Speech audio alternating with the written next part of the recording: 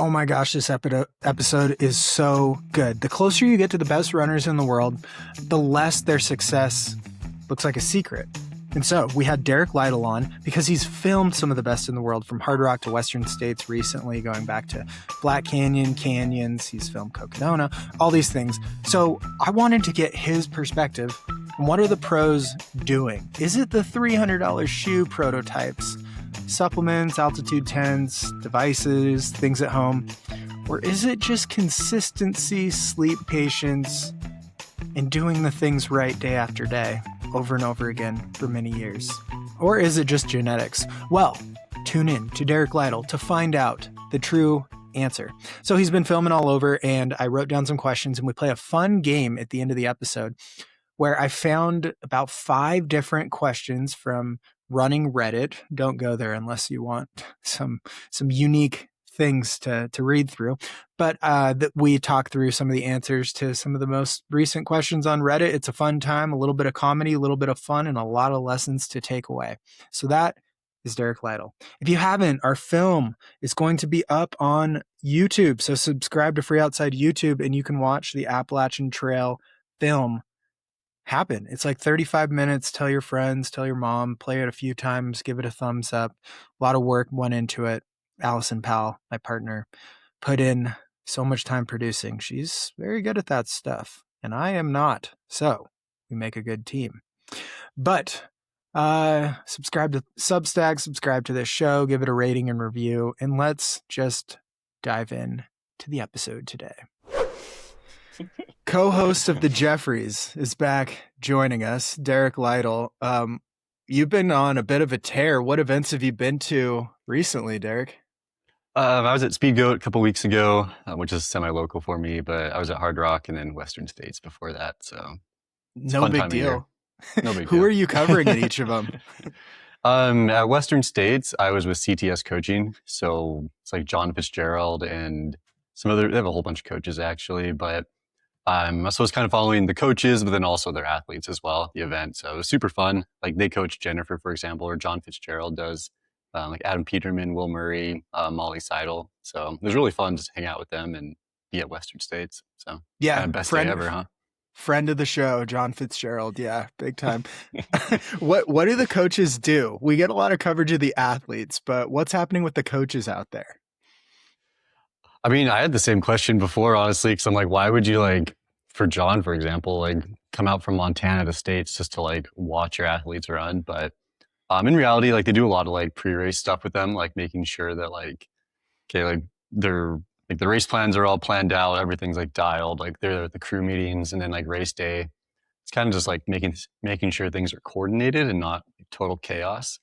I guess mostly at that level though, like people are pretty coordinated and you kind of have to be, but like John was helping to crew, the other coaches were as well. So they definitely play a part. It's not like they can really affect it too much, but they're there to make sure that like nothing is kind of left behind, I guess, kind of tie up the loose ends. Are they stressed the whole time? I mean, I think that's like a personality thing.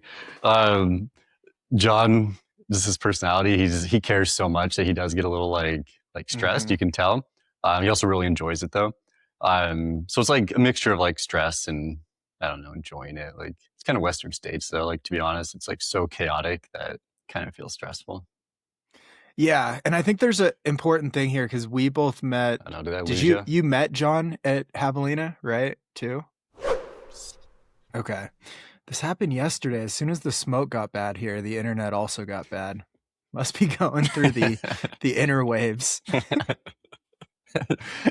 Yeah, the signals through the air getting disrupted by all the smoke.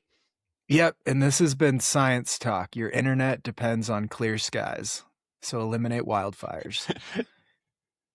Do you remember that, what was that Facebook page? IFL? IFLS? IFS? Yeah. It's just like a science page on like Facebook. No. It was really big. Like back when like BuzzFeed was a thing, it was really big. But anyways. Science. So you've spent now a bunch of time with the pros. What makes them special? What are the secrets? People want to know. What do they eat? How are they winning? How can we all be fast like Hayden Hawks? I mean, you got to be genetically gifted and win the lottery of genetics.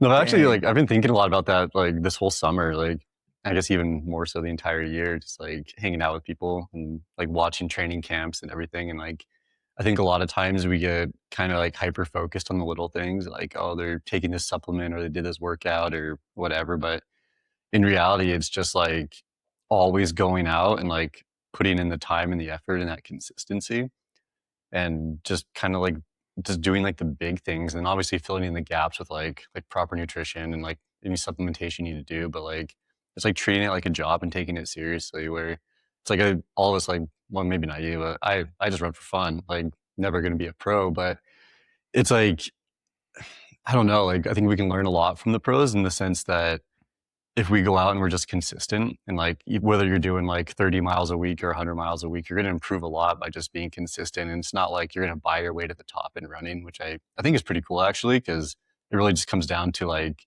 just putting in the work. And like with some other sports, you can kind of like buy free speed or whatever, but in trail running, you really can't.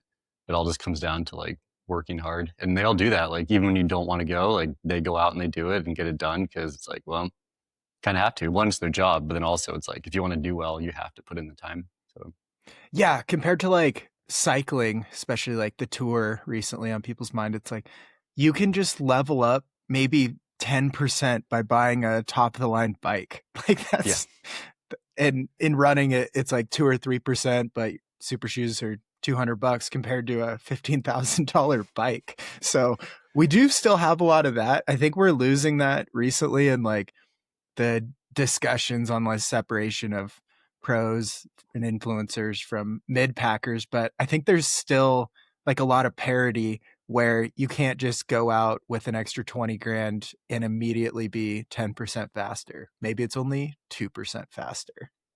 yeah, and even then, like those numbers, like it's so funny because people are like, oh, well, like this whatever the Vaporfly will make you run 4% faster, whatever. It's like, yeah, that's like in a lab or like on a really controlled course, but like trails are so different where it's like you could technically maybe get like 2% faster, like in a trail super shoe. Then you Mm-hmm. apply that to like varying terrain with like technicality and then the heat and just bonking and like feeling all these different things. It's like you're probably not going to run that much faster, to be honest, especially an average person. Like if you're just not that fast, like the shoe's not going to really affect you that much. Like Yeah, if I went and got a, yeah, go ahead. oh yeah, I totally agree. And the numbers are like efficiency numbers, which is a part of running, but not every part of running. So you don't actually get like that 5% that's advertised. It's closer to half that.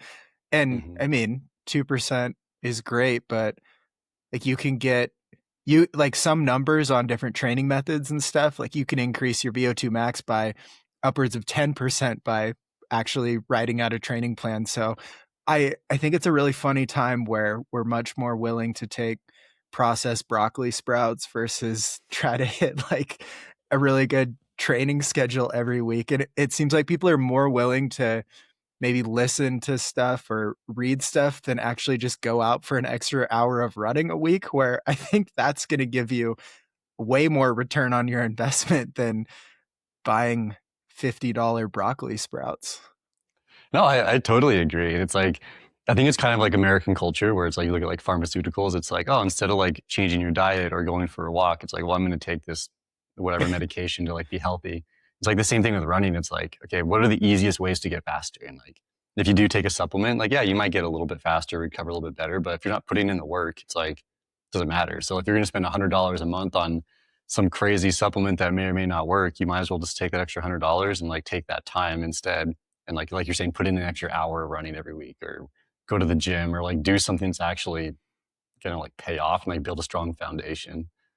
Yeah, I've been thinking about this a lot too. It's just this aspect of health. And so we want to like do these competitions, but the purpose of being healthy is to be able to do the things we want to do for like as long as we can in life. And I'm starting to worry that a lot of these shortcuts might be working against our longer term health. Like even if we're shortcutting recovery or something, like cold plunge even is a really simple one where it might blunt training adaptions or inflation so that you can run harder tomorrow, but you might not be as fast or as able in 20 years if that's your protocol. And that's just one that's inoffensive to any company. But it's starting to worry me that we're so much of an instant society now that it's like, what can I do this year versus can I even still be running in 20 years? Totally. Yeah. It's kind of like, I don't know. I think about this, like, say you're putting in like a big block or a big training session or something, and like something starts to hurt, like say like your knee starts to hurt. You're like, okay, well, I'll take some Tylenol and like put some lotion on it or something. And that might like numb the pain so you can train for a few more days. But you're just Yeah. numbing it and masking it. And then like a couple of years from then, it's like you might just be totally destroyed in your knees because you've been, I don't know, masking the pain for so long. It's like you're not fixing it. You're just like getting through it, which is short-term gain for like long-term loss. I know we think we're so good at beating evolution of our bodies or something, where I think at least half of it, maybe more, is blunting or working against that, like trying to hide it or maximize it. And to be fair, I think there is a time, if it's your dream race your entire life, like probably use some of that. But day-to-day training, especially coaching athletes with injuries or small things, there's so much benefit to rest and recovery, how your body's actually designed to do it versus the shortcuts. And there's like $1,000 things that will hopefully that make your muscles feel better that I don't think actually do anything for improving. Mhm. No, I totally agree. And like, it's crazy because like, I think, man, what was the study? Jimmy Elam sent it to me like a year or two ago or something. And it was talking about like just taking a nap every day, like for like 30 minutes or something. And they were just kind of measuring like injury rates in runners when they would take a nap versus not taking a nap. And like, that's a simple free thing you can do if you have the time, obviously. But it's like that, like reduced injury rates by quite a bit. And it's free and it just takes Mm-hmm. 30 minutes. It's like, so you could do that, or you can go out and buy like all these like fancy recovery tools, or you can just actually sleep, do what your body is like naturally designed to do. Like it's wild. Yeah, and like a balanced diet type of thing is Mhm. the exact same versus a cabinet of supplements too. But Yeah. even focusing in on pros, like I remember it from the blog days, athletes would do doubles. They'd run in the morning and then they'd take like a nap midday and run in the afternoon or evening. And talking to even Olympians now, there's not that level anymore. It's like when you're not training, you're supposed to be doing something else, or you're scrolling TikTok or something. Yeah, I think we're continually getting away from this rest thing in a increasingly efficiency maxing society. It seems pretty bad.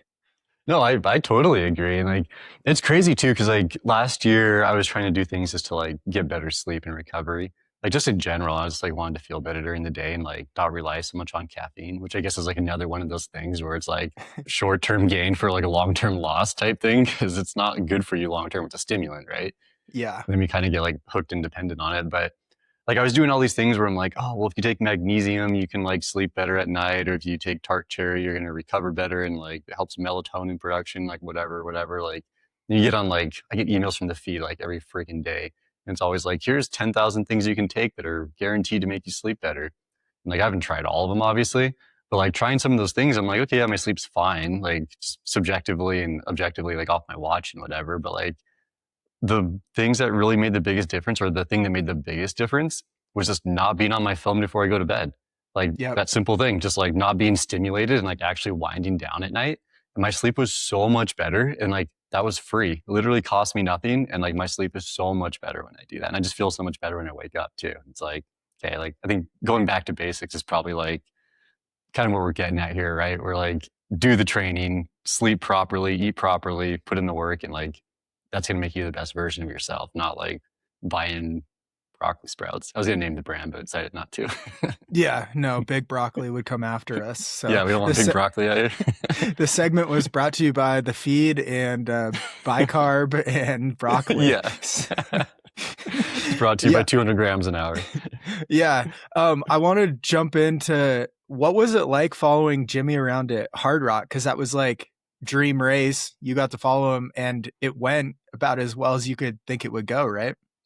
Yeah, I mean, it was super fun. Like, one, if you've never been out to Hardrock, like, it's incredible. It's such a beautiful place to be, number one. Like, the mountains are really cool. It's a really cool town, and everything out there is just like big and stunning. So I was kind of looking for an excuse to go out there. And like, I was probably going to go anyways, just to like hang out because it's Hardrock and it's fun and camp for a week and whatever. But I was talking to Jimmy like maybe like a month or so before, and I was like, "Hey, like, would you be interested in like me doing a film on you, like just for fun?" He's like, "Yeah, sure." And like, I wanted to do it as like I didn't want to get involved in his race too much and like really be there. I wanted to be there more so like fly on the wall and like not get in his way because like the race meant a lot to him for sure. Like getting into Hard Rock as a Dale pick especially is like kind of a big deal. So it was fun to go out there though and like just kind of observe the whole thing and like be there for the event, see him train. He was out there for like more than a month before the race just to train for it because it's so like specific. And he lives in like the mountains up in Salt Lake.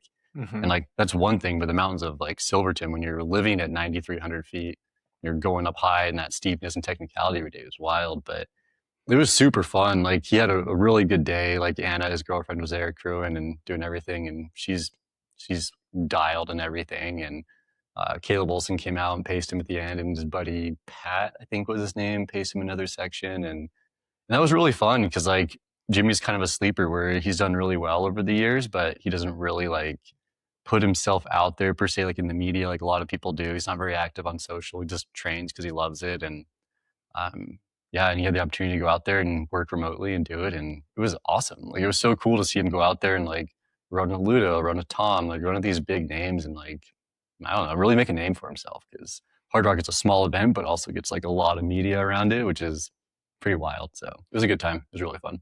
It was pretty cool to see him just demoralize Tom Evans a bit, from all those downhill treadmill workouts that we were watching.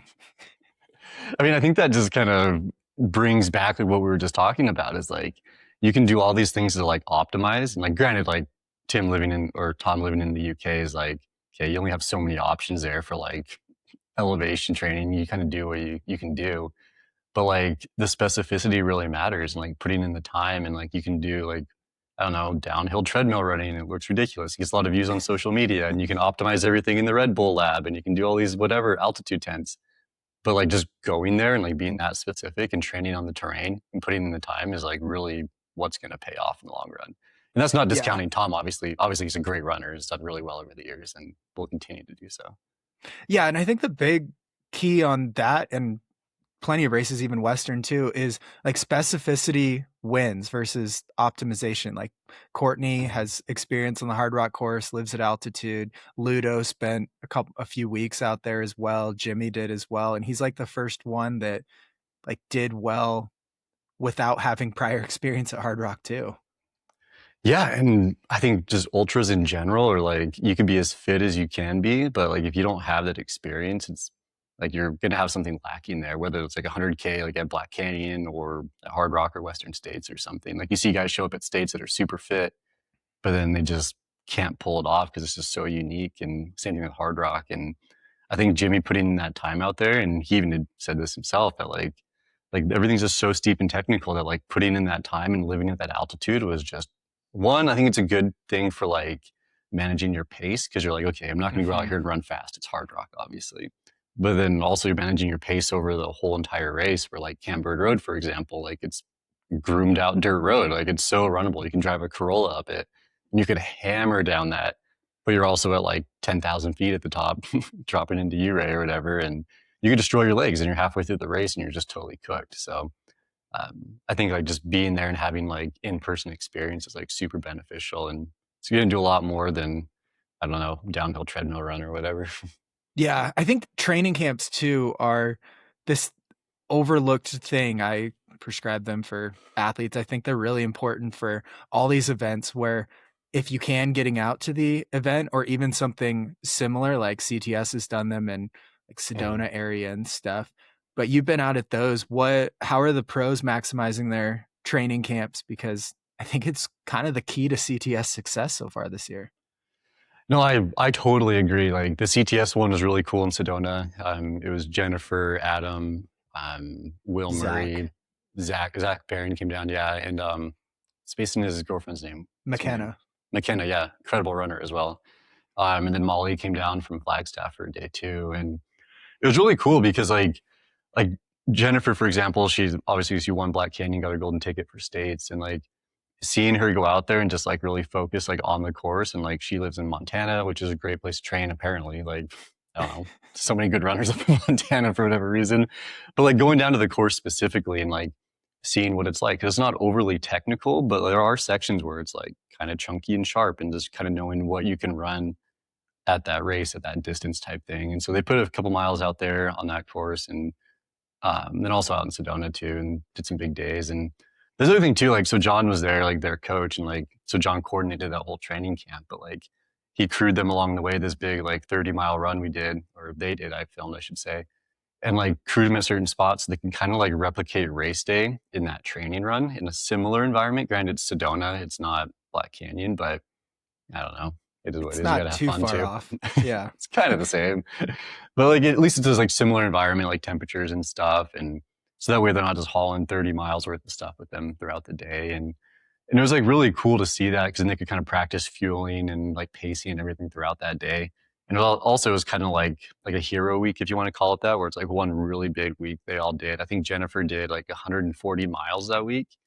And that's not something she normally does in training, like, for the record. That was just like an anomaly week. It was just a good like stress test week. And that was about a month out before Black Canyon. And so she had a really, really big week. She felt pretty good. She had some little things creep up, but fixed those. And then for race day, she was ready and then smashed it. It was incredible. So Are they running smart throughout the training camp, or are they like really pushing it? for the most part, pretty smart. Okay. Yeah, Like it's sprint not like, finishes though. no, definitely not. I mean, if I were running with like Will and Zach, for example, I would have got dropped in like 3 minutes. But for them, it's like a very manageable pace and everything.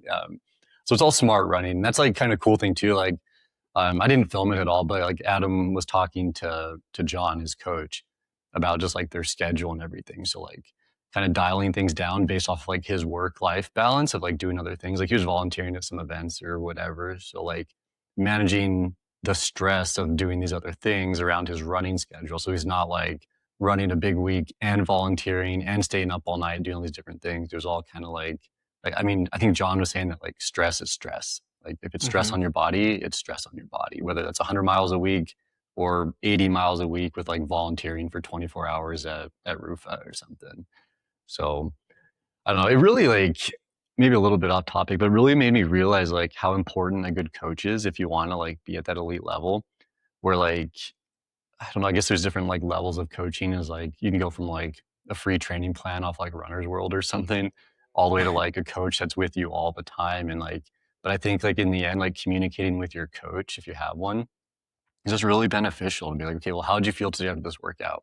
Like, how's tomorrow feeling? And the next day and the next day. And like, how do you feel after your long run for the week? Like, do we need a day off? Do we need to do some recovery or tone it back a little bit? Or we could even step it up a little bit.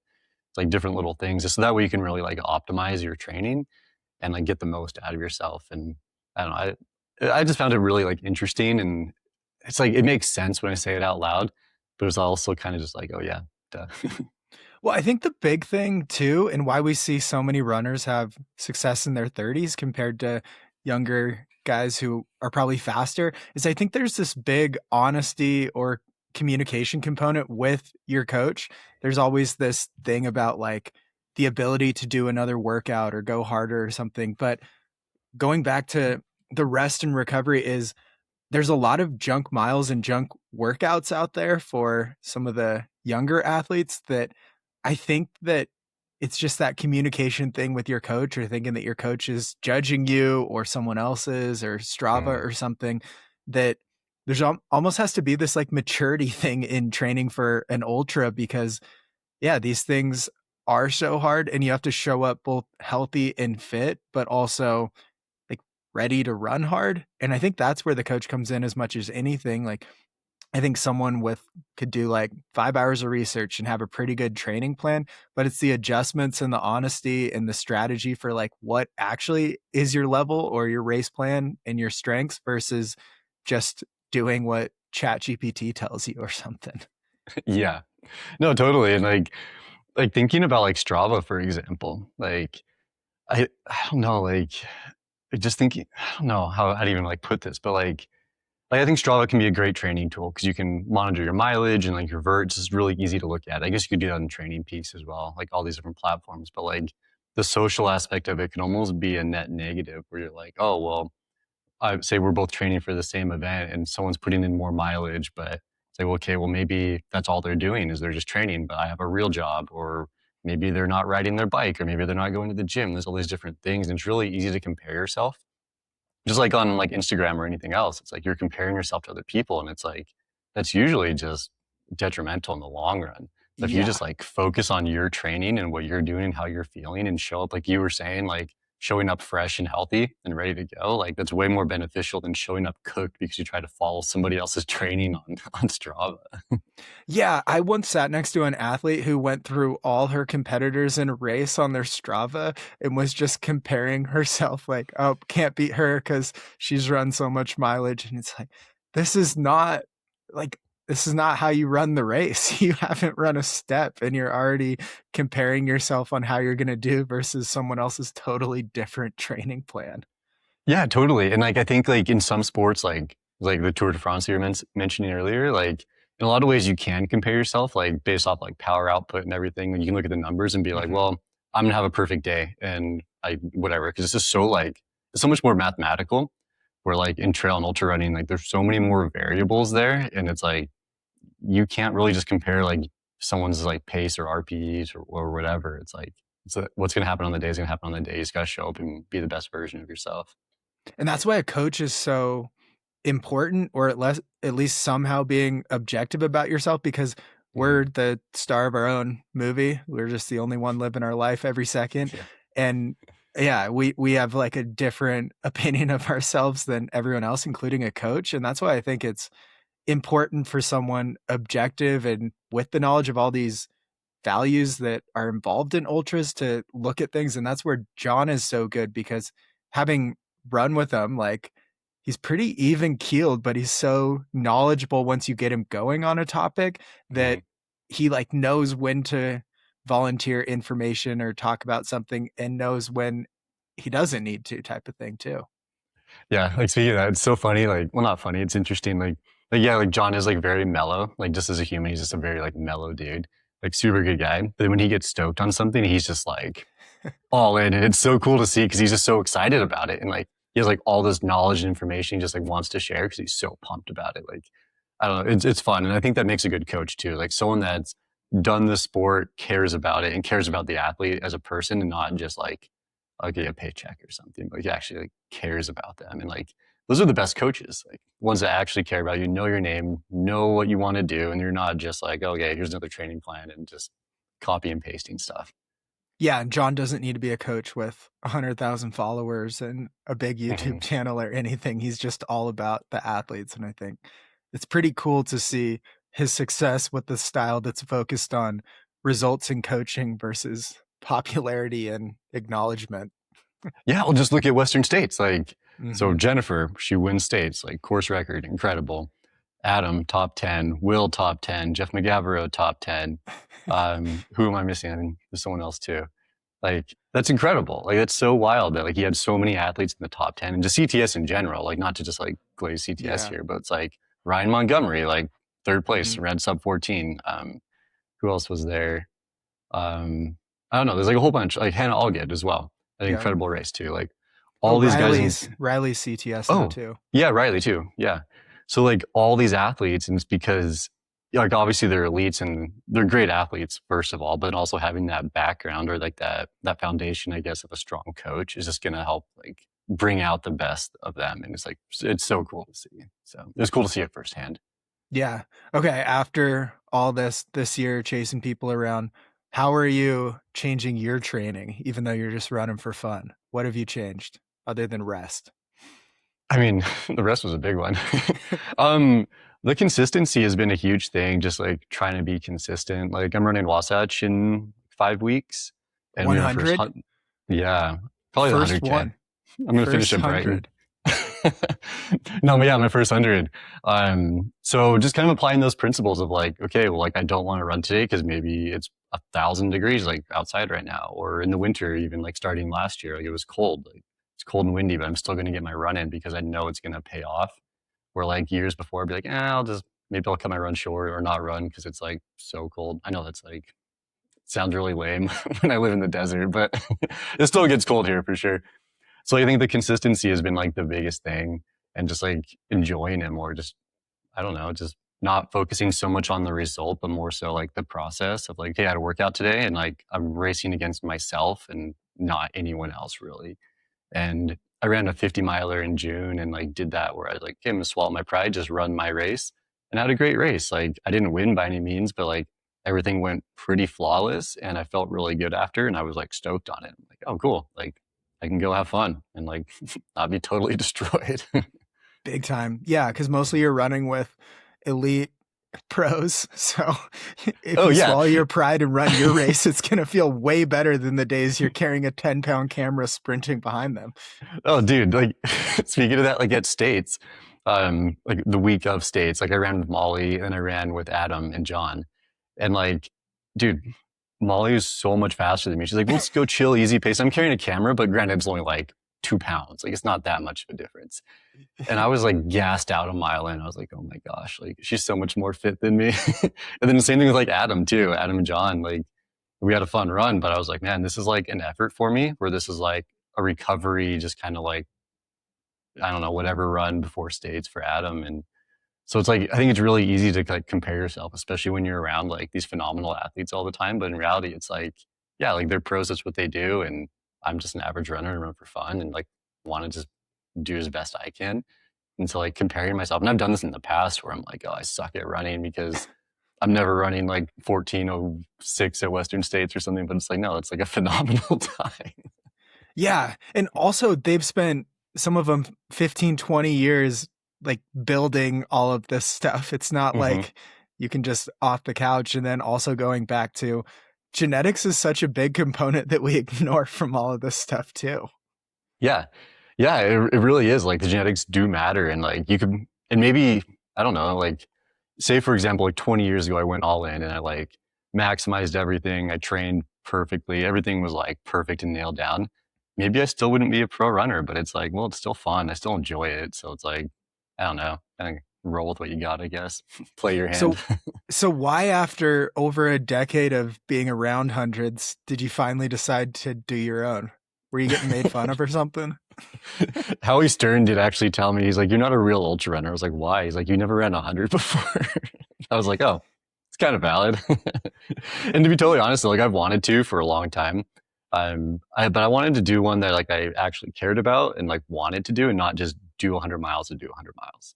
And then I also wanted to put in the time for it because it's like I've seen enough people and like it's fine, like everyone do your own thing, but like I didn't want to just go out there and be like, well, I was running 40 miles a week and just kind of like slog through the entire thing.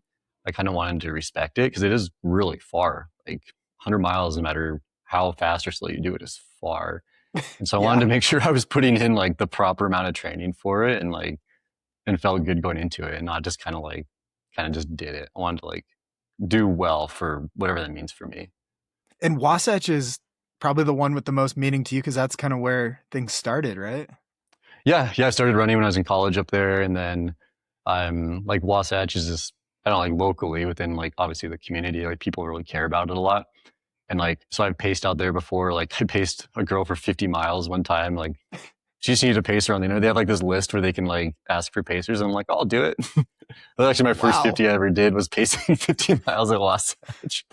Oh my gosh. And you shot it too, didn't you? Didn't you shoot some photos? Yeah. Well, last year I did a video. And then years before I've like shot photos and stuff there. And like, I just like the area. Like, I don't know, like everyone kind of has their place that they really like. And whether that's like the Wasatch or somewhere in Colorado or wherever, and it's like it means something to me. So I thought it'd be really cool to go out there and do my first 100 there. And so put in for the lottery, and I've actually put in a couple times, but this year I got drawn. So I was like, oh, well, if I'm going to get in, I'm going to give it a good go. So. Wow. Yeah. I had down on my list, when are you going to run 100 miler? But now we got that answer. So it's coming right up. Do you have a coach for it? Is Hayden coaching you? Yeah. Hayden's coaching me. So that's been really good. I guess that's the other thing. Oh yeah. I was just going to say, is it interesting dynamic? Because it seems like everyone Hayden coaches, he just becomes good friends with too, but you were friends and now he's coaching you. Yeah, we've been friends for a long time. Like for better, I'll bump my camera. For better, for worse, like in coaching though, because sometimes it's like, well, he'll be like, oh, I know your entire life basically. Like we talk all the time. So he's like, oh, well, you're busy, you're traveling. I'm like, yeah, I can still put in the time and miles because I know I have to. Yeah. But like, I guess kind of backtracking a little bit though, like, or circling back maybe is a better term, but like, just, I don't know, like talking to your coach about like everything. Like he'll call me and we'll talk about it. And it's like, okay, well, how's training going? It's like, oh, it's going really well. Then whatever. And I'm just communicating with him about like my work schedule, my travel schedule. We've been able to adjust a lot of things. And he probably gets kind of like stressed out, or maybe not stressed out, but annoyed because I'm always like, hey, like great training week, but I'm gonna have to swap things because of like I'm doing this or I'm doing that, or I'm going to be a Hardrock for 2 days filming or something. And so like we did have to like modify things a lot. But like this month, like leading into Wasatch, like I've tried to like kind of just strip down work to the very basics. And like, so for example, like next week I'm going up to Salt Lake. I'm going to run like a couple big days out on the course. So that'd be really fun to like have that specificity of running on the course, but then also put some big days out there and get some good time in. And just communicating that with Hayden, I was like, hey, like I have this time, so like let's take advantage of it and not just have another quote unquote normal training week, but like a very specific big training week, like a month out. You're like, I saw this thing that other pros are doing called a training camp. I Yeah. want to do one. Yeah. It worked really well for Jennifer, so maybe it'll work really well for me. Yeah, exactly. Okay. Enough about you. Two more things. First off, what do you think about AI in our world? Is it going to like replace you as a creator or me as a professional podcaster? What's the future here? What do we think about this? Oh, dude. How deep do we want to get into this? Strictly from Deep. like our livelihoods of like being like pseudo personalities or whatever, or like world ending. Yeah, I don't think AI can have as hot a takes as we have at our award-winning Jeffrey Award show. That's valid. Yeah, very valid. But do you see it coming into your realm? Yeah, I mean, we see it a lot just already, like on like YouTube and Instagram, just like so much like AI slop. And I know everyone knows about it and talks about it, but like in a lot of ways though, it's like becoming very, very common and it's getting so much better where like initially it was like, oh, okay, you can clearly tell it's AI. But now it's like, is it? Like if you just glance at it, you may not know. Um, so I think there's pros and cons, like, because in a lot of ways it can make you more productive if you use it properly, or it can fix certain things that maybe you couldn't do yourself, or you can kind of speed things up. But I think in the end, though, like people want to connect with somebody. So like if you have an AI avatar like making videos about like running or something, like say like Jeff Peltier was just like an AI guy running or something. His whole video was just animated. Like I don't Yeah. think people would connect with it as much because they want to like connect with a person like as a personality and like feel something with that. And you don't really feel the same, at least currently, with like an AI interface. So I don't know, like there's all like the doom talk about like, oh, all these people's careers are going to end and whatever. But like, I don't really know. Like I get pretty black pilled on it sometimes where I'm like, ah, like we're screwed. Like I get on to like do work and it's like, oh, like AI. And it's like, cool. I just like wasting my time, like making stuff. Like, I don't know, but I don't know. Like I'm kind of conflicted about it, I guess. Yeah, I think it's a weird thing because if we zoom out far enough, you could just be like, well, what's the point of even having a thing like Western States if we could just make a video about it, a thing that never happened that's AI? And then you just lose Mhm. all contact with people in the event and everything in general. But I don't think that's ridiculous or outlandish that that could happen. So I do think there's like this thing, this pressure to protect the, I don't know, the imperfections of how we edit things or cover a race or Hardrock not being that close. I think that's important for the storytelling as much as anything, because if we were just creating the perfect story every time, we'd just have AI do it at this point. No, totally. And like, I guess speaking of that, it kind of relates. Like at Speedgoat, I went out there and shot film, and like I have this old film camera, and like I shot film partly because it's like you can go out and you can buy $1,000 digital camera now, and it's like basically perfect, right? Like everything's so perfect, like in our world, where even if you shoot like a mediocre photo or video or something, you can just clean it up with AI, and like it looks great and whatever. And like shooting film, like it's never really perfect and there's like more character to it. So I think like all of our imperfections are really just character. And like AI doesn't have a personality, so it's just very like clinical and like direct and whatever. But like I think people want to see flaws. Like they want to see failure because it's real, and like we all experience like that realness. And I don't know. I think it's the difference between like a human and AI, or like even just trail running. Like an Hmm. ultra is never going to go perfect. Even if it is perfect, like you execute everything perfectly, it's still going to hurt. There's still so much going on, and like AI can't feel that, and like people want to feel that, and they want to relate to that. And like if they go out and run a 100 miler, and then they watch somebody run a 100 miler, then they can like feel those same emotions. And it's not the same as like, oh, here's some like cartoon essentially of somebody running 100 miles or something running 100 miles.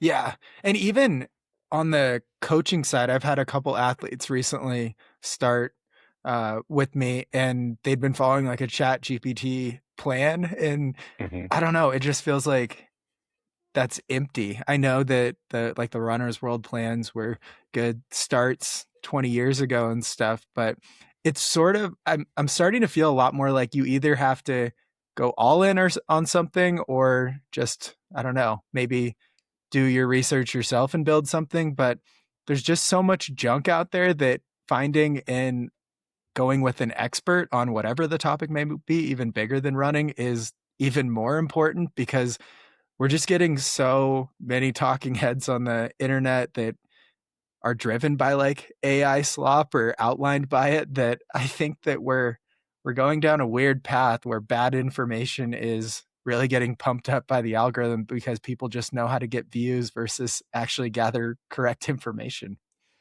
Yeah, and I think that brings it back to like finding someone you trust. Where like, do you Mm-hmm. trust Claude or Chat GPT, or do you trust whatever John, because he's has all this experience coaching and he's done this sport and he knows how to make winners essentially, or build champions. And it's like chat could help you with that, but it's not going to be the same. And it's not going to, it can't be like, oh, well, you're tired today, or I don't know, you got injured on your run. Like maybe like the numbers, it shows that you're perfectly healthy, but in reality, you're like, oh no, my foot hurts or something's going on. And it's even And like, yeah, oh, I was gonna say yeah, like, it look at goes like, like okay. it does this thing where it's like, oh, my toe hurts. It's like, well, you should take that off running, versus sometimes it's like, no, you should go running still. I think you can post like a really bad run you had, and it's like, amazing job doing this. It's like, it's so separated from human interaction, or that all the things that make us human, about like hearing someone's tone of voice or seeing their facial expressions, Mhm. that kind of cracks me up on like, it will be a cheerleader when you don't need a cheerleader, or it will like way overshoot what you need to do to be ready for an event. Yeah, totally. And like, I don't know, you look at like the stupid Strava AI, like all it does is it just basically just reads your titles and just rewrites it into a paragraph. You're like, cool, like I felt like total trash today, but like it says I had a great run. And it's like, well, did I? No. Like subjectively, how do I feel? Like maybe you can look at the numbers and might pull like bad heart rate data and look at the grade or something on your climb, but it's like it doesn't have any real like, I don't know. There's nothing subjective about it. It's just pulling numbers, and like trail running is not math when it comes down to it. No, for 99% of people, it's more about a feeling that you get rather Mhm. than a cougar trophy. Yeah, 100%. Which would be a pretty cool feeling, to be honest. Yeah, we'll just probably never get it unless we Yeah. change our attitude and AI gets better. Yeah. If AI got better, I could win Western States. Yeah. Quote of That's the why. episode. All right, No, it's interesting though. Like, I don't know. Like, I think people get really like black pilled on AI and like whatever. And I think there could be some positives to it. There's definitely a lot of negatives from a lot of perspectives, but I think if you use it as like a beneficial tool, it's kind of like a computer or like your phone. It can be a great tool for like getting better at certain things, but it can also be a big hindrance if you just kind of waste time on it or don't use that tool properly. yeah, it's like spell check used to be. Yeah. Just a little more sophisticated. Okay, I thought this would be a fun thing for us to do. I went through like ultra running Reddit, trail running Reddit, and found some questions for us to answer. And I summarized most of them because some are like 10 paragraphs long. All right, the first one is, when does it stop hurting? Oh man, that's a kind of a vague question. Let's just assume it's you start running. When does it stop hurting? And I would say it will always hurt a little bit because isn't that why you're doing it? Yeah, I mean, I always feel like the first 2 weeks of like coming back to running or starting running are like the absolute worst. Where like Oh, every yeah. run hurts, every you're just like looking at your watch or your phone constantly. You're like, oh, when's this going to be done? And so like after a couple of weeks, you kind of get used to it. I don't know if it stops hurting, but you're just kind of like numb to it maybe. And then Yeah. yeah, and then I don't know. I don't think it ever really stops hurting because you're always kind of pushing your boundaries. That's kind of the point. Yeah, more people are getting into it because life is too easy. We can just go eat processed food from the store. So we want to feel a little something that hurts because we don't have to work in the field all day. So we do running. So it's supposed to hurt a little bit. Isn't that like a weird thing about like modern like humanity is like in the past like running was like this tool to like you just kind of did it because you had to, right? Like you're gonna chase animals or like whatever, flee from predators or whatever.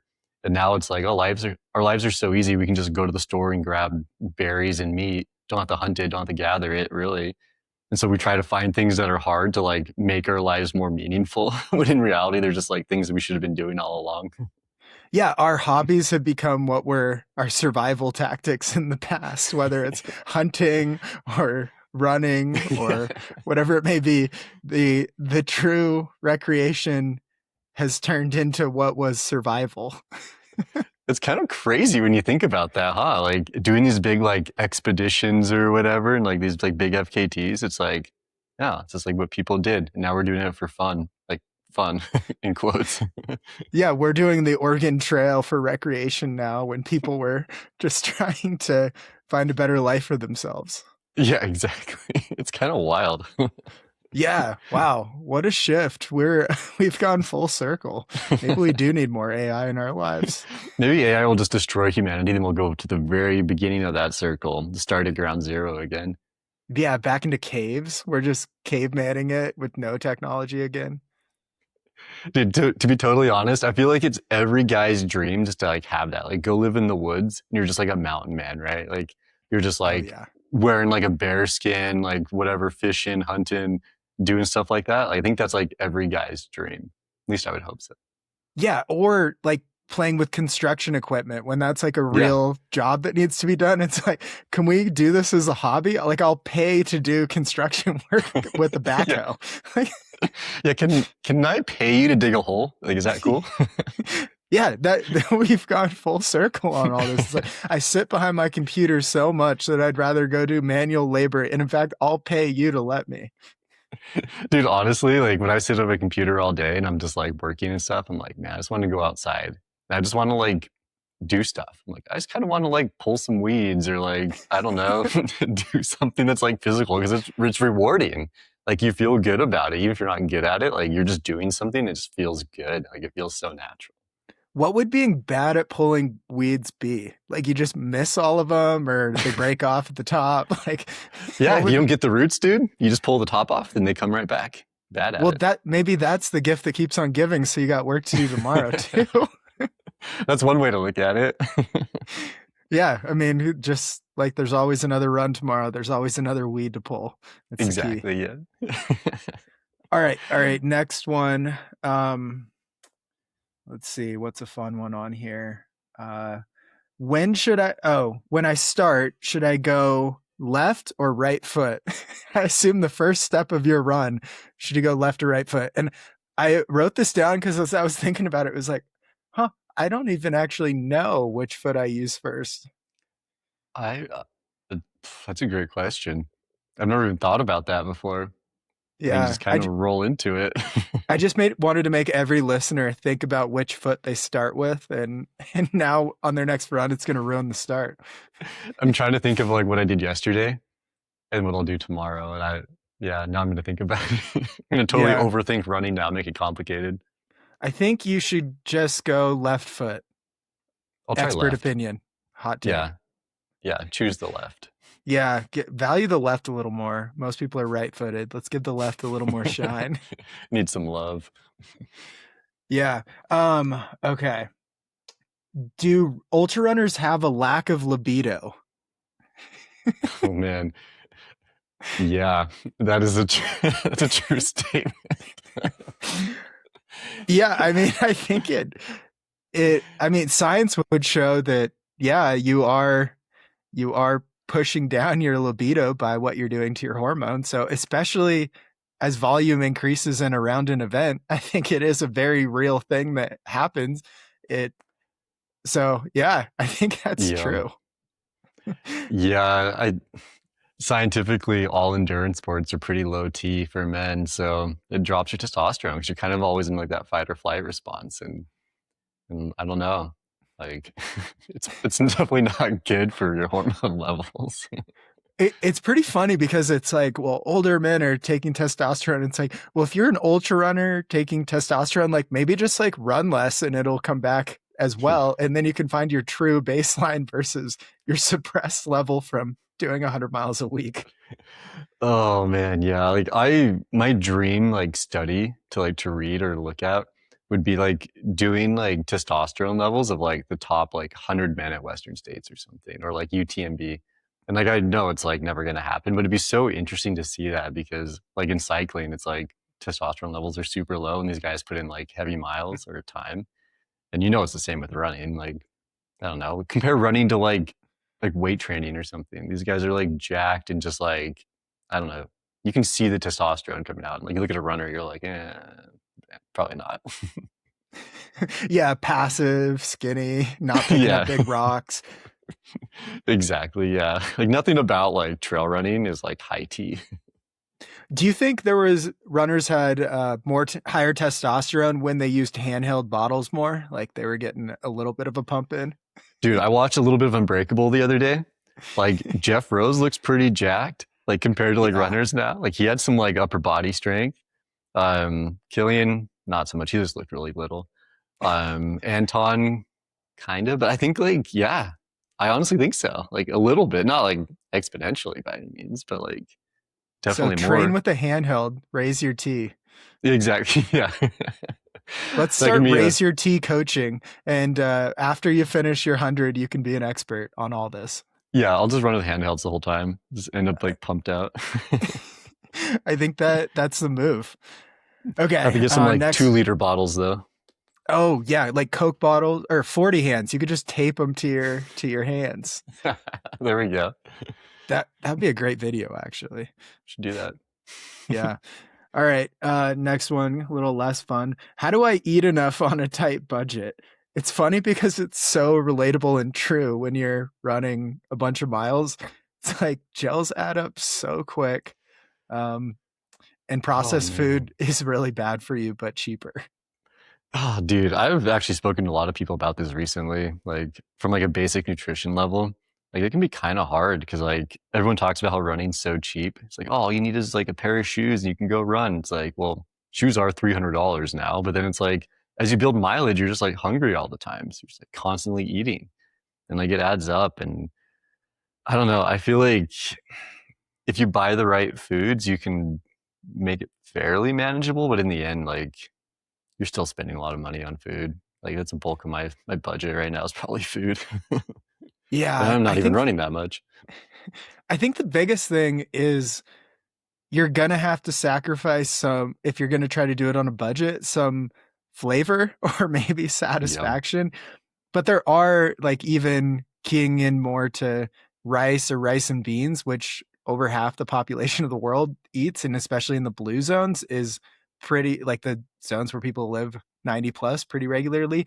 It's pretty prominent. So if that becomes a staple of it, and then it's like the something like that or a grain, and then 80% of it is a little less boring. Maybe you can play with the 20% and like give yourself ice cream after a good run or something if you're really keen for some dopamine from food. But I think the only way to do it is you kind of have to give up preferences. Like you can't just eat the best flavored gel because they're charging like $6 for 30 grams of carbs. Yeah. Like I think there's a lot of ways to like make it reasonable. Like I was saying, like either way you're gonna spend a lot of money like on food or more than you normally would. But like you're saying, like you do like rice. Like okay, you can get rice. Rice is cheap, obviously, especially if you buy in bulk, but like you're probably gonna eat a lot more eggs. Eggs are cheap Yeah. and they're high in protein. And like, I personally eat a lot of red meat. And like, if you just buy ground beef instead of steak, okay, you can do that. And you're gonna have to make sacrifices, like maybe not buying like a $8 latte and just making coffee at home, like simple things like that. Or you can even, if you really had to, you could just do like caffeine pills if you want to do caffeine or something. And really just focusing on like foods that fill you up. And it's probably not gonna be the tastiest thing, but you got to get calories in and like meet like protein and macro needs for the day. And I don't know, it's not always fun. Like you got to make sacrifices. And I think that we've chatted about it. I don't know ever on live recorded to tape here, but making our own drink mixes has been so cheap too. Like we both have done that for a couple of years.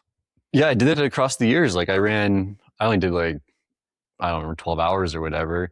But like I made my own drink mix for it. Like I just bought sodium citrate online and I bought a bag of sugar and I mixed it up in gallon jugs of water and it cost like $10 and I ran for 12 hours. And I didn't even use it all. I still had tons of extra. Like you just measure it out and like it's okay. That's what most like sport drinks are, like Tailwind.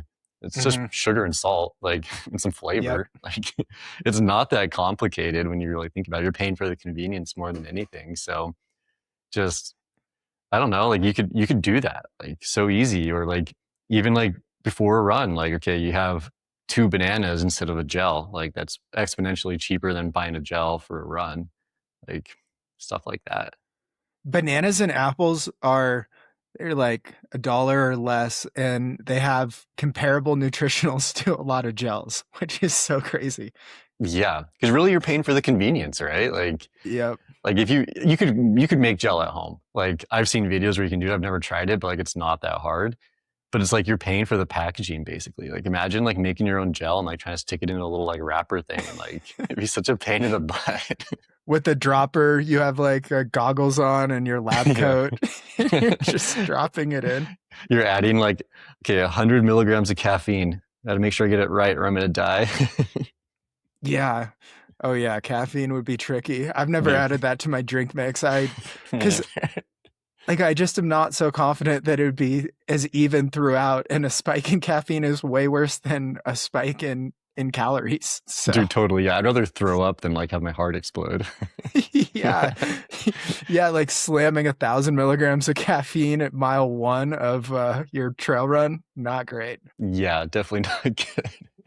I do think though, like I've been thinking about this a lot, that like, if you can like just in your diet, like I'm just a big fan of like nutrient dense foods over just like, I think that's the problem with processed foods is they're just like, they're calories, but you're just devoid of nutrition. So like going back to like the short-term gain to the long-term pain or whatever you want to say, like if you can make like one change, like maybe okay, you have in your budget, like you could save $10 on whatever, like you just don't get Starbucks twice a month or something.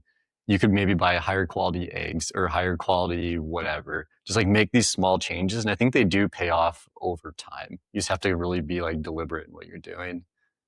Yeah. And I mean, that's my evolving view of health anyways, is if you're doing it right now, rather than just doing good enough, then in 20 years, you're going to have less expenses to be healthy, whether it's like taking pills or even like I'd say 95% of runners probably do it because they love it. I think maybe 5% are doing it to impress people, or maybe more. But it's like if you want to do this for a long time, you have to value how your body's set up. And it's not set up to just take a pill to supplement something or all this. Yeah, all these shortcuts that that feel like it's maximizing your run today, but ruining your run tomorrow type of thing. Yeah. Because like, I don't know, I guess like short term, you could be like, well, I just ate rice and took a multivitamin. Like, yeah, you could survive on that, but you're not really going to like do well on that. And eventually it's going to bite you in the butt, especially when you're doing something like running. Yeah. Like even a meal of rice, beans, an egg, and maybe throw some spinach in there. Like you're hitting close enough, and that's about as cheap as you can get while hitting most of what you need compared to, I don't know, getting a DoorDash of a burrito from a Mexican spot or something. Yeah, ends up being like $40. Yeah, delivery fee $19.99. Burrito costs $5. I don't even know if we have DoorDash where I live. Yeah, maybe. Yeah.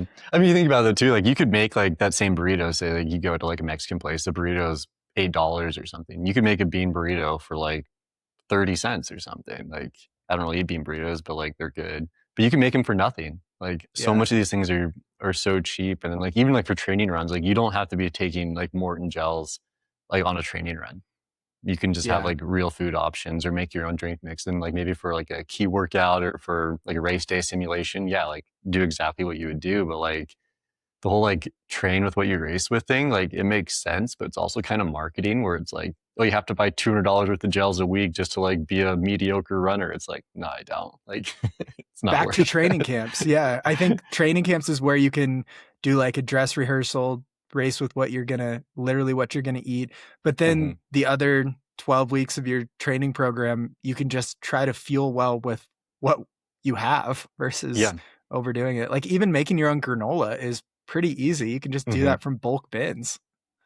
Yeah. It's super easy. Like Rice Krispie squares. Like you don't Hmm. have to buy like these expensive ones that are going to package and are $4 or $5 a piece because they're like from some brand or whatever. Like just make your own, put them in a baggie and like take them out on a run. Like, I don't know, or on a This ride or segment whatever you do. This segment brought to you by The Feed. Yeah. Use code I cook at home instead for 50% off. Oh my gosh. It is crazy though. Like once you start adding up like how much things cost, you're like, wow, I spent a lot of money on just supplements and food or something. But I don't know. There's definitely ways to like make it cheaper. And I Yeah. don't know. All right. Last one. When you first started running, what did you struggle with the most? I thought this would be a fun one for us.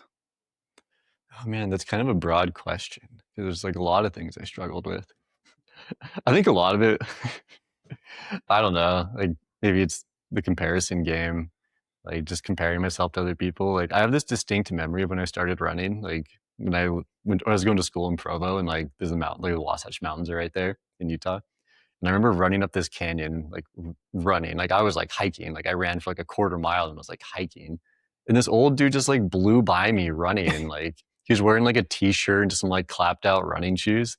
And I was like, what the heck? Like, I suck at this. But it's like I was comparing myself to this guy that's probably been running for a long time. And I just barely started. I knew nothing about running. But it's like it goes back to the consistency thing. He's probably been running for years and he was able to go out there and do that. And I'm like, I had to like stop comparing myself to other people and comparing myself to elites and stuff, which is easier said than done. But Yeah. yeah, what about you? I I struggled with doing everything too hard. Like I'd have an Oh yeah. adventure I'd on because I worked probably 70 hours a week and I'd run before work. And I just want to like go as hard as I could to get as many miles in as I could with the time I Hmm. had and then go to work. And then like on the weekends I might have a longer adventure day. But there was no concept of like I had to empty the tank at the end of every run. There was like 100-foot hill at the end of every single run.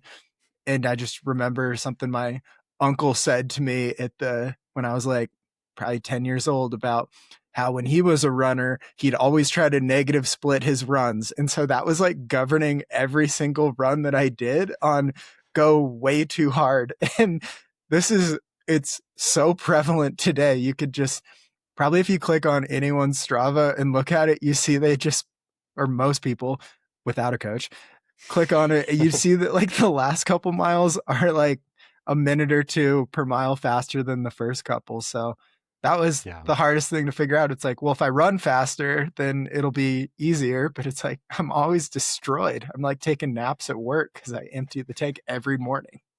But I think this kind of goes back to the experience thing. Like Mm-hmm. you realize that like, okay, you're gassing yourself out every day and you just feel like garbage. And like, you just see like your effort level. Like you're like, I'm putting in so much effort and your just progress is just like downhill slope, right? Then you go out and you actually do easy runs, which are hard to do sometimes. Like I feel really good, but I know I'm supposed to go easy and like monitoring your heart rate or your breathing or whatever. And it's like, you got to think long term. It's like, okay, if I go easy today, I'll have a good workout tomorrow. Then that's going to pay dividends in the long run. But it's so hard because I did the same thing too. I was like, especially with Strava, I'm like, oh, I want this segment so bad. I'm just going to hammer and it's 100,000 degrees outside and whatever. Or the worst is like when someone's behind you and it's like, I'm not going to let him pass, no Oh matter yeah. if my heart explodes. Yeah. Oh, that's the worst. And you have to like swallow your pride and you're like, okay, I'm going to let this person pass me. I'm Even going to though I'm pretend to faster pee in the than woods so that they can them. pass me without knowing I'm not fit. Yeah. Oh, it's so funny. But it's a hard one, man. Like that is such a hard one. And you definitely learn though over time. Like I remember like my first 50K, I ran the Buffalo Run up by Salt Mhm. Lake. And I was just like hammering for like the first 2 miles. And this like older guy caught up to me. He's like, what pace are you trying to run today? Or what's your goal time? I was like, oh, like 4 hours. He was like, whoa, you're going way faster than that.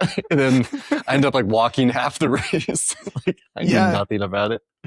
Oh, the start of ultras are so hard. I probably have this discussion more than anything in like pre-race calls because like there's probably half of people go out way too hard and the other half who don't want to do it are like just pulled along thinking that they suck at running for the first Yeah, 5 miles.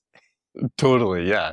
And I think there's definitely instances where like at a certain course, like if your goal is to win, it's like, Mhm. okay, well, it's going to be a mile of road, then funnels a single track. Like, yeah, you do want to have like a good position there to like do well. But like most of us aren't going out there to win. So it's like, just run your race. Like, just figure it out. Yeah, I think it's what makes it fun, but also so hard to train for because most of your runs right now for a 100 miler, you're probably supposed to finish feeling pretty good. Like you could run more, but you're supposed to not run more, but you're supposed to Dude, feel like you could. yeah, after the day after Speedgoat, I did a 30 miler because I was up there at the Wasatch with Yeah. a friend. And like, I don't know, we ran like on the course for the most part. And like at the end, I was like, oh, I feel really good. But it's because like my heart rate was like 130 the whole time. And it's like Hmm. we took it slow on purpose. And I'm like, oh, I can run so much faster right now. But like I had to tell myself, like, no, like you want to feel good tomorrow too and not cook Yeah. yourself. It's so hard. All right. Last question. What's some wisdom that the best runner of all time, Hayden Hawks, has given you? Dude, pees his pants while he runs. So you save time in aid stations. So Zach Miller whips it out, but Hayden just lets it go. No He, hands required. Hands yeah, free no, peeing. hands-free peeing, dude. Takes less time. You don't even have to like reach down. You just let it go. And if you sweat enough, no one even notices. Exactly. Yeah.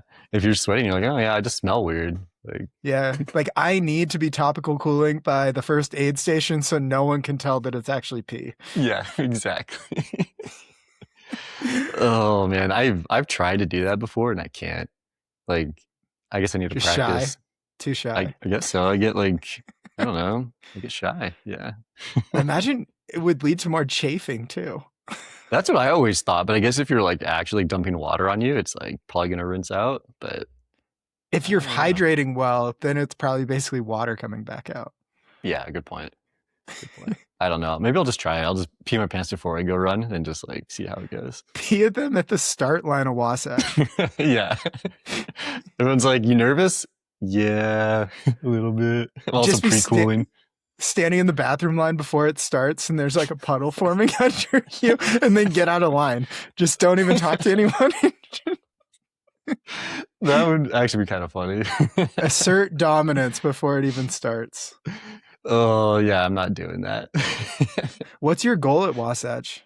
Finish? I mean, I hate when people say it like to just finish, but like that's kind of the goal, honestly, just to like run whatever pace it ends up being. I'd love to go sub 24, but like I'm also just kind of like, well, just gonna run what's comfortable all day and like whatever happens, happens, and just make sure I drink enough, eat enough, and have as much fun as possible. But I don't know, whatever that ends up being. So Yeah. All right. I'm going to help everyone out there who thinks the similar way. I think the way to frame it is just to finish and within a couple days feel like you want to keep running or do another race. Like I think you don't want it to be so miserable, which usually comes with like really bad pacing, that you never want to do it again and feel like, okay, I did it. I'm done. The goal should just be when you're done, after you recover a little, you're like, okay, that was pretty great. yeah, that's a good way to put it. What's Yeah. funny is Hayden called me the other day and he was like, we were talking about Wasatch for a minute and like just training stuff and he was like, dude, like, so what's like your goal like after Wasatch? And I was like, I don't know. And he's like, well, you should do this like race, this one or that one or that one. And we were like looking at different like Hardrock qualifiers. So I'm like, yeah, I want to run Hardrock someday. Like maybe when I'm like 50, I'll get in or something. But then I was like, actually, I don't even know if I'll like running hundreds after Wasatch. Like, it might just be one and done. You never know. You're like, slow down, buddy. I've never even run 100. Let's just get through this one before I Yeah. sign up for the next one. Let's baby step this because yeah, it's cool to watch hundreds and watch you guys throw down and run fast, but like maybe I don't like it. Like you don't know until you know. Maybe I'm a media guy. We don't know yet. Yeah, maybe I'm just like a mediocre runner that runs a lot to be mediocre and takes photos and video. That's all I do. And that's fine. But we're going to find out in 5 weeks. Yeah, we're going to know on like September 10th or 11th or whenever it is. I'll let you know. Yeah. Well, thanks for coming on. This is pretty good. Yeah, it was fun. It's fun to talk. Yeah, I need to go.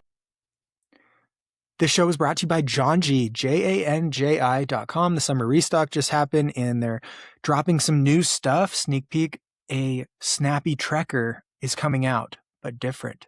Maybe it's going to have long sleeves. Maybe it's not. I don't know if I'm supposed to say that, but keep your eye out. Use code FREEOUTSIDE at Janji.com for 10% off. Their stuff is so good. What's happening? I'm going to be in the Sierra backpacking, so hopefully I do a recap on that, but I'm just going back to where I really like it. My friend's having a bachelor party, and my type of friends have bachelor parties in the woods where we do cool stuff. So that's why I'm going there. I'm not much of a Vegas guy, if you can't tell. I live in Montana because it's empty, and I like that a lot. The show is also brought to you by Garage Grown Gear, marketplace for small businesses. Anything you can need for the outdoors, from meals to meals to packs to shoes to socks to water filters to bidets.